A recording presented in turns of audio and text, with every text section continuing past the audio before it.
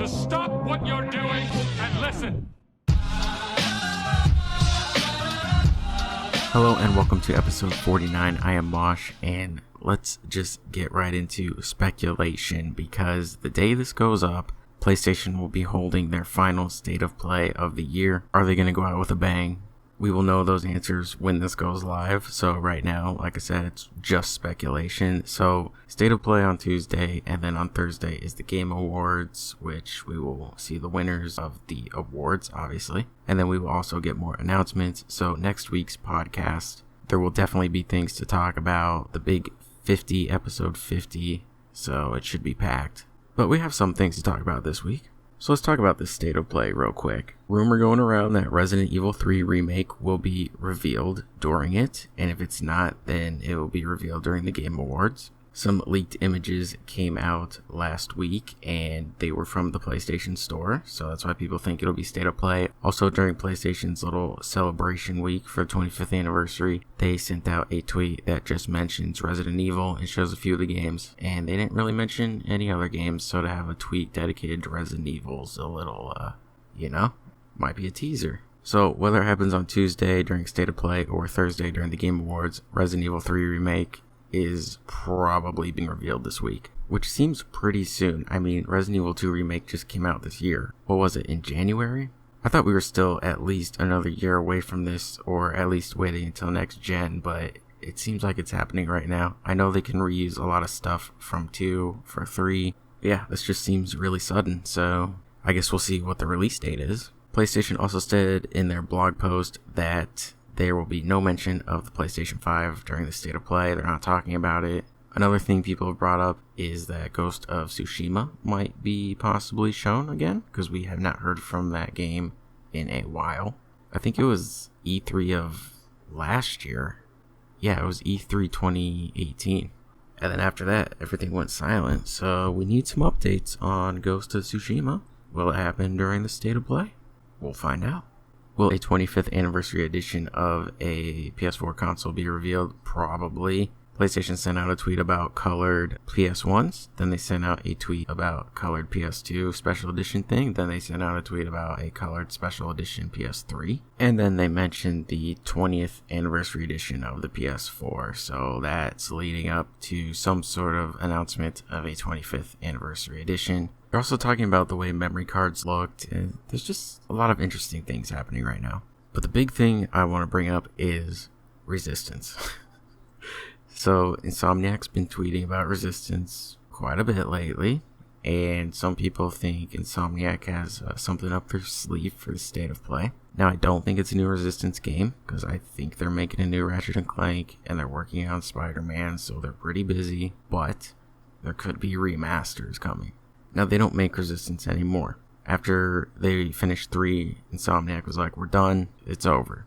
They've tweeted about Resistance 4 times already this month, which I think is interesting, because why would you tweet about a game you don't really even make anymore? Maybe every now and then, but to keep doing it, I don't know.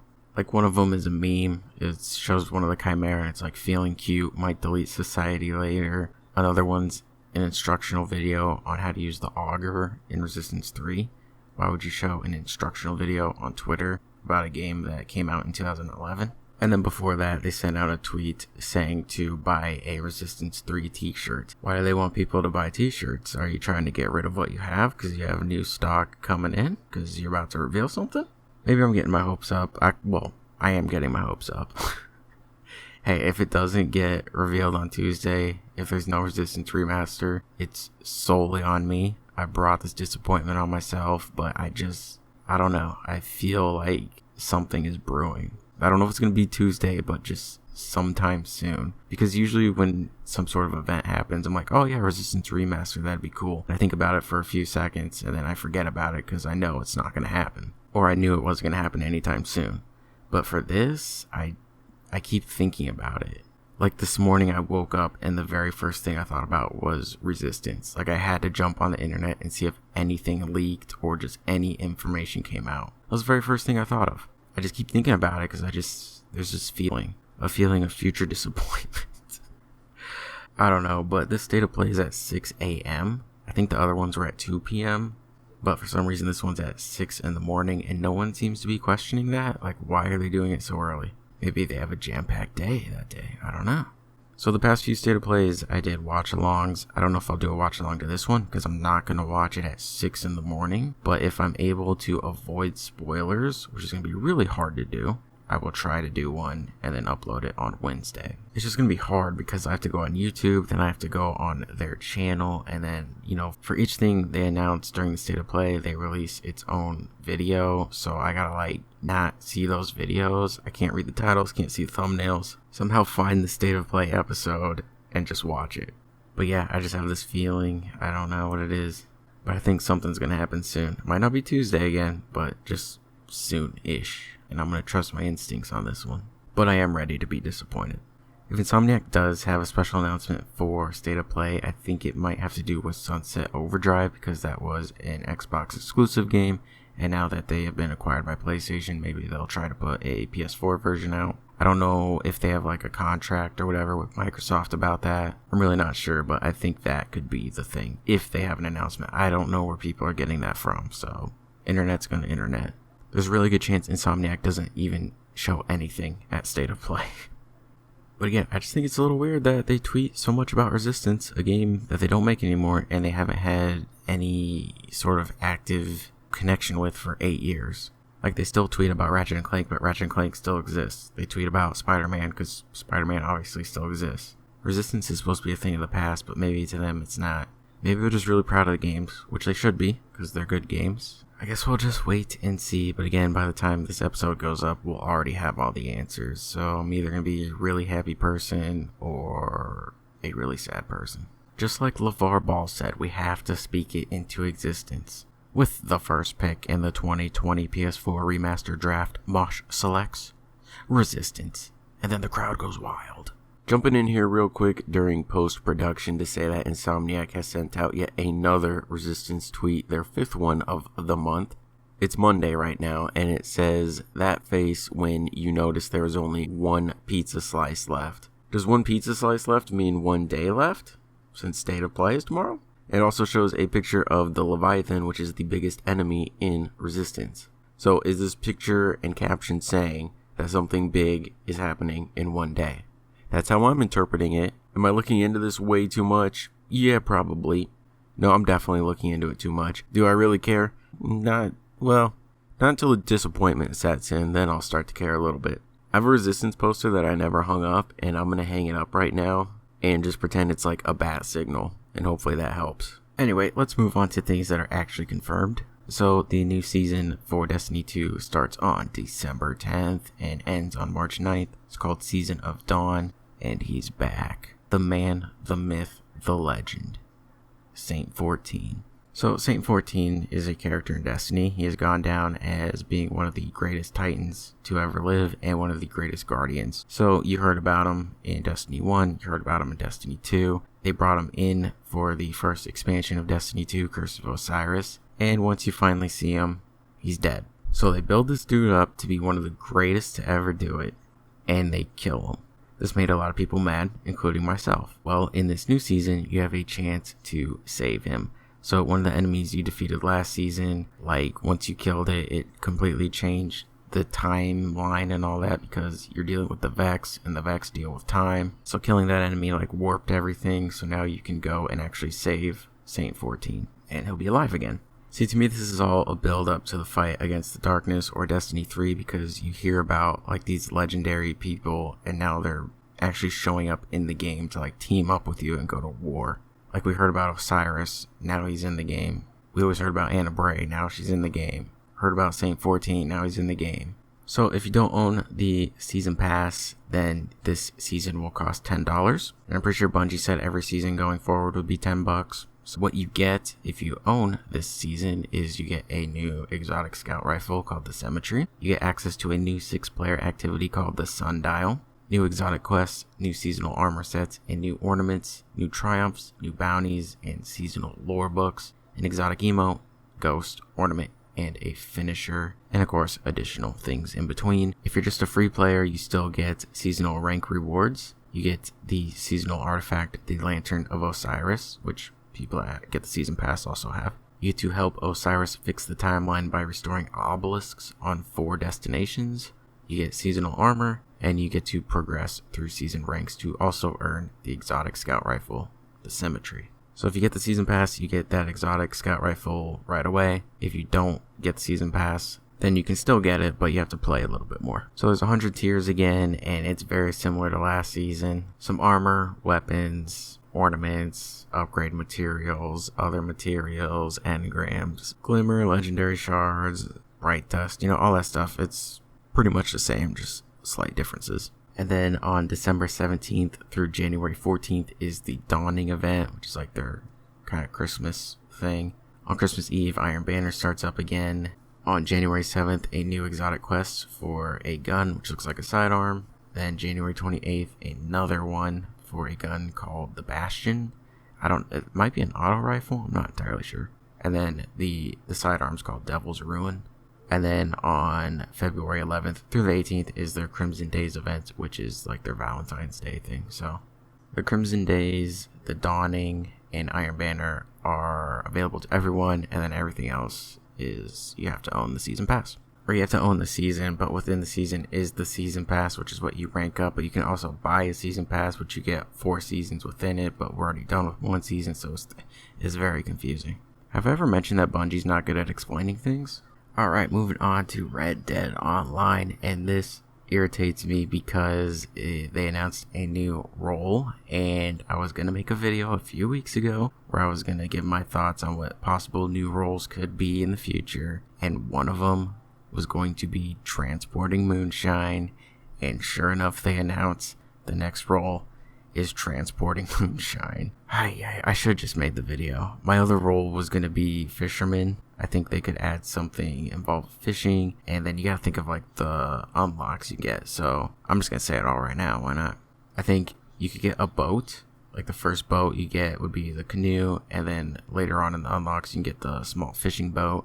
Maybe a different fishing pole because they all look the same. So maybe you get a little different design. I think a reinforced fishing line would be cool. If you already know how to fish in the game, your line really doesn't ever break, but maybe they can adjust that so that having a reinforced line is better. And then of course they have clothing in the unlocks as well. Maybe you can have a hat with like your lures on it, or I don't know, something like that. And then if you want to spawn your boat in, because you can't be hauling a boat around on ground, that just wouldn't make sense. So to spawn your boat in, you basically just go to one of the docks, and then there'd be like a sign somewhere, and you go up to it, and then just say spawn your boat in, and then it spawns it right there.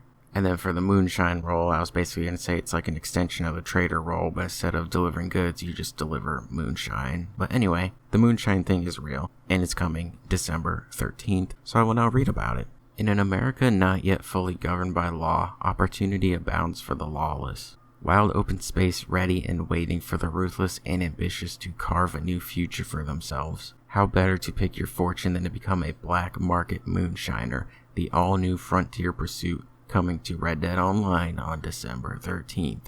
Establish your own bootlegging business in this new specialist role, an ideal fit for players progressing along the trader path or anyone seeking a property to call their own. Unlock unique role-specific skills as you perfect your distillation methods, avoid the law, and put rival peddlers out of business. If you're lucky, you might survive long enough to open your own speakeasy. Any active trader who has completed a sell mission or reached rank 5 in the trader progression will receive an introduction via crypts to meet the infamous Maggie Fike, an experienced bootlegger with the scars to prove it, down at Emerald Ranch. Maggie's got the connections and the knowledge to help you get your business up and running.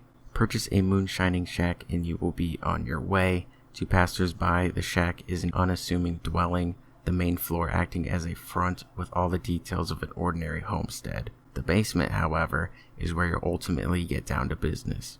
Owning and operating the moonshine business is just part of your role. You'll also work with Maggie through a series of story missions to be played solo or cooperatively as you help her get revenge on those who try to take her down. As you grow the business and eliminate a rival operation, you'll learn new recipes and techniques that help make your moonshine the best by a country mile. You'll also have the opportunity to set up your own underground bar, serving your own shine with customizable decor and the option to add a country band complete with dance floor to entertain your friends and clientele. Look for much more to come to Red Dead Online alongside Moonshiners on December 13th, including Outlaw Pass number 2, new Moonshiner role unlocks, the new Navy revolver, additional clothing options, and an increase in the amount of outfit slots in your wardrobe. So with that little part right there, more outfit slots, that means you can just add more clothing to your character. Another Outlaw Pass, which is going to be cool. First one was really easy to level up. A new weapon, and then you can have your own property now with the Moonshine business, and you can have your own country band playing in a dance floor. I wonder how much that is all going to cost. This is very GTA Online. Makes sense. It's Rockstar. They're obviously going to take some things from GTA Online and implement them into Red Dead Online and just switch it up for the timeline. But yeah, I'm sure it's going to cost a pretty penny to get this all up and running and to maintain it, so I'm not looking forward to that, but I know how to make easy money. I made guides on it. It's the collector role. If I need money, I know how to get it. So yeah, I will definitely be checking that out on December 13th. Alright, next up we have some news about MLB The Show. Major League Baseball, the Major League Baseball Players Association, Sony Interactive Entertainment, and San Diego Studio jointly announced today that they have entered into multi-year extensions to continue development and distribution of MLB The Show, the award-winning officially licensed video game. In addition, the historic expansion of the long-standing partnerships will bring MLB The Show, for the first time ever, to additional console platforms beyond PlayStation platforms as early as 2021. Complete details will be announced at a later date. San Diego Studio has been creating officially licensed baseball video games enjoyed by millions of fans for more than 20 years. So yes, MLB The Show will be coming to other consoles in the future. No longer just on PlayStation, Xbox, and Nintendo both tweeted about this, so it is safe to say that MLB The Show will be coming to Xbox and Nintendo. So that's pretty cool. I don't think Nintendo really has many sports games other than like Mario Tennis and Wii Sports and that kind of stuff. I know Madden used to be on Nintendo, but I don't think any of the Madden games have been on Switch, so they're missing out on the sports market. And it says as early as 2021, so you still gotta wait a little while. But Xbox and Nintendo, you are up to bat. I really should have let that pun go. Yard, because it was a home run. Moving on. And lastly, a brand new BioShock game has been announced. It is being developed by a new 2K studio called Cloud Chamber, and they said not to expect this game anytime soon. It is still several years away. They did not say if this would be a continuation of previous BioShock games or if it's its own new thing. They just said it's the next iteration of BioShock. They did, however, say that creative director Ken Levine, who worked on the other BioShock games, is not affiliated with this game at all. It's basically a new team, a new vision, possibly a whole new direction. So we'll see what happens in several years, I guess. Why they decided to announce this now, I don't know. Alright, let's move over to music. So this past week, Spotify released their Wrapped, where they show you your top bands or top artists and top songs of this past year. They also did one for the entire decade, which I thought was really cool. I didn't know they were doing that. And other music platforms did the same thing. Apple Music, Pandora, like they all did their year in review thing, but I don't use those. I use Spotify, so that's what I'm going to talk about. So for this year, my most listened to band was Slipknot. Surprise. My most listened to song was Orphan from Slipknot's new album, which I said was the best song on the album. So, surprise. I listened to 67,104 minutes, which is actually down from last year. I think last year was my highest at 97,000. I knew it was going to be decreased though because I've been doing a lot more editing this year and I can't listen to music while I edit because I need to hear what I'm editing. I need to hear the audio of what I'm saying or what other people are saying, so I can't be listening to music. And my top genre was alternative metal. And now for the decade. I started using Spotify in 2013, so it's not a full decade, but it's a good chunk of it. Most listened to band was Slipknot. Shocking. Number 2 was Trivium. Shocking. That is my number 1 and number 2 favorite bands. Number 3 was Avenged Sevenfold. Number 4 was Stone Sour. And number 5 was Metallica. And now my top 5 most listened to songs ever on Spotify are All Out Life by Slipknot at number 1, which came out last year, Halloween of last year. So it took 1 year for that song to bump up to number 1. And what I learned is when Spotify takes these stats for their year in review thing, it starts tracking on January 1st and it ends on Halloween. So anything you listen to in November doesn't count towards these. Anyway, continuing on. Number 2 most listened to song ever is He Is by Ghost. Number 3 is Rats by Ghost, which also came out last year and already jumped up to number 3. I don't even remember listening to Rats that much on Spotify, but apparently I did. Number 4 is Dark Matter by The Word Alive. And number 5 is Anti-Everything by Dead. And my most listened to genre is alternative metal. So those are my Spotify stats, and I also released my top 5 albums of the year. Number 5, what could number 5 be? After the Burial had a good album, Crystal Lake had a good album, Periphery had a good album, Whitechapel, Fit for an Autopsy, Shadow of Intent, all had good albums. But I'm giving the number 5 slot to the Australians, Northlane, with their album Alien. This is, in my opinion, their best album, and it deserves a spot on this list. Number 4 goes to the return of As I Lay Dying with their album Shaped by Fire. Like, this isn't a return to form for them, but in a way it is, because they were gone for so many years because Tim was in prison. So for them to come back and still like maintain their sound and put out a really good album, like, that's kind of impressive. They didn't lose their way. So number 4 slot, As I Lay Dying. Number 3, Bad Omens with Finding God Before God Finds Me. That was a really good second album from them. It's on par with their first album, which was my number 1 of 2016, but this is number 3 this year because there are 2 albums that are better. Number 2 is Strength in Numbers by Fever 333, their debut album.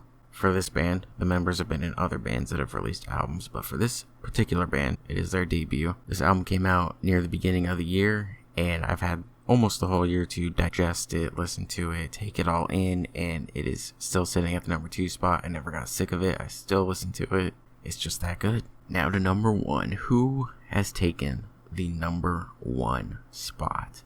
The best album of 2019, in my opinion, is Pressure by Wage. I'm just kidding. It's not Pressure by Wage. Are you kidding me? Number 1, We Are Not Your Kind by Slipknot. I mean, come on. What'd you think it was going to be? What'd you really think it was going to be? I really have nothing to say about it because I reviewed all of these albums except the Northlane one, which I don't remember. Actually, I think the Northlane album either came out the same day as the Slipknot album or Bad Omens album. All 3 came out within like a week of each other. So I think I was just more focused on the other albums, which is why I didn't review Northlane's album. But the other 4 I did review, and I gave my thoughts on those in the reviews. So they're on the YouTube channel somewhere. Next year's going to be nuts, though. If a band does not release an album called Hindsight, I'm going to be mad. You can't live in the year 2020 and not have an album called Hindsight. But yeah, the band's gearing up to release new albums next year. Good God almighty. And some of them early in the year, which makes me really happy. Like Ocean Grove, for example, they did an interview on Australian radio recently, which I listened to. What, you're not up at 1 in the morning listening to Australian radio? What's wrong with you? Australian radio is different too. They're talking about like surfing, horse racing, serial killers. It's really interesting stuff over there. Anyway, they went on there and they said that the album will be out early next year, and they actually revealed the name of the album, which I thought was Taste the New Flavor, because that's what it said on the music video for Junkies in the description before Unified removed it. I saw it with my own 2 eyes. I should have screenshotted it, but I didn't for whatever reason. So I just assumed that was the name of the album. Well, they announced the name of the album, and it's not Taste the New Flavor. They said the name of the new album is Flip Phone Fantasy, which has to be the greatest album name I've ever heard. And the interviewer even asked them if they were joking, and they said no. So I don't know what to believe. It's such a weird title, but it's also right up their alley, so I guess it makes sense. It doesn't, but I guess it does. So that's happening early next year. The dudes in Dead just wrapped up their new music video, and they said something's coming really soon, so obviously excited for that.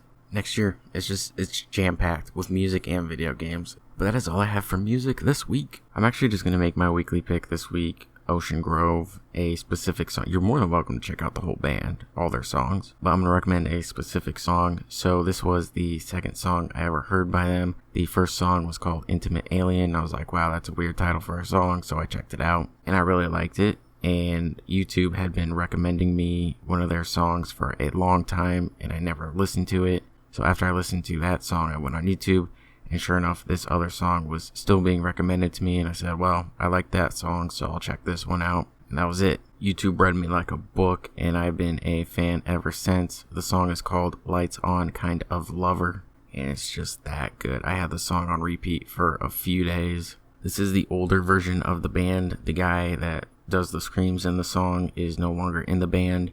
And the bass player that does the chorus is now the full-time vocalist. So if you listen to current Ocean Grove, you hear the chorus guy all the time and no more screams. It's a weird video. The song has weird lyrics. Well, a lot of their songs have weird lyrics and a lot of their videos are also weird. They're just a weird band, alright? But they're good. They're really just having fun though. Like, they're not weird because they're actually weird and they need to be on some sort of a watch list or anything. They're just having fun, which then leads them to being weird. I don't know. They're just good. The song's good. Just check them out, alright? Get hyped up for the new album early next year. Alright, time for my weird story of the week. A banana duct taped to a wall was sold by an artist for $120,000. The installation by Italian artist Maurizio Catalan went on display at the Art Basel Miami Beach exhibition this week. Organizers say 2 editions of the work, called Comedian, each sold for around $120,000, and the price of a 3rd edition has now reportedly been raised to $150,000. I'm just going to repeat that real quick. A banana duct taped to a wall. Alright, continuing on. Catalan previously created the solid gold toilet, which was stolen from Blenheim Palace in Oxfordshire earlier this year. A spokeswoman said after a 15-year hiatus, Maurizio has returned to the International Art Fair, and we are so fortunate to collaborate with him. The banana is many things, a symbol of global trade, a witty double entendre, and a classic device for humor. Maurizio takes mundane objects and transforms them into vehicles of both delight and critique. I love the way art people talk because they're so weird. Yes, vehicles of both delight and critique. What does that even mean? It's a banana duct taped to a wall. A vehicle of delight and critique. Whoa, Jesus Christ. Art journalist Sarah Cascone said the artwork was the talk of the town in Miami right now. Alright, you guys over all the Colombian cocaine? Now you're talking about duct tape bananas? It would make sense that a duct tape banana is the talk of the town in Florida. I didn't even realize this was a Florida story until I started reading it. I wasn't purposely scoping out Florida stories, it just happened. Alright, where was I? The first edition was sold to a French woman, while the second edition was sold to a French man. Ooh, the French getting a little rowdy out here buying bananas. Catalan, who picked the banana for his artwork from a Miami supermarket, has reportedly decided to sell the 3rd one to a museum, with 2 institutions already having expressed interest. He said he had been working on the idea for about a year. Nice one, dude. It took you a year. He said, wherever I was traveling, I had this banana on the wall. I couldn't figure out how to finish it. In the end, one day I woke up and I said, the banana is supposed to be a banana. Deep words right there. Really hit me in the soul. A banana is supposed to be a banana. Maurizio Catalan, 2019. Gallery owner Emmanuel Perotin, who has worked with Catalan for more than 25 years, dismissed the idea that the artwork is a joke, telling ArtNet that every aspect of the work was carefully considered, from the shape of the fruit to the angle it has been fixed with duct tape to the wall, to its placement. Comedian is sold with a certificate of authenticity, and owners can replace the banana as needed. So there's been an update to this deeply unsettling story. A man took the banana off the wall and he ate it. That's it. That was the update. And that's how a Florida story ends. that is also how this episode ends. So with that said, I am out of here. You can listen to this on YouTube, Apple Podcast, iTunes, which I think are the same thing. I don't know what the difference is. It's all Apple at the end of the day. Spotify, Stitcher, TuneIn, all that good stuff. Links in the description, of course. And as always, I will talk to you guys later.